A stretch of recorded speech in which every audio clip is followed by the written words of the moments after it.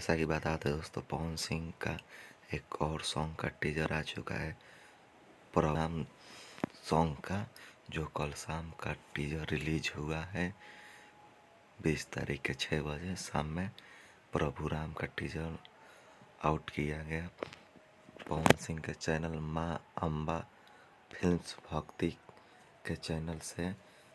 तो इसमें विनय बिहारी जी ने इस प्रभु राम सॉन्ग को लिखा है।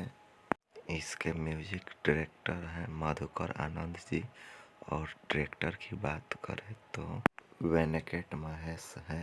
ये सॉन्ग प्रभु राम कल 6 बजे ये सॉन्ग आप लोगों के बीच में आ जाएगा सुबह के 6 बजे।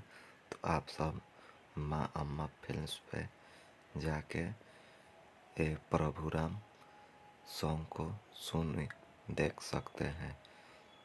तो इन्फॉर्मेशन अच्छा लगे तो प्लीज़ लाइक कमेंट शेयर, और आकाश कुमार प्रसाद चैनल पर पहली बार आए हैं तो प्लीज़ चैनल को लाइक कमेंट शेयर ज़रूर करें।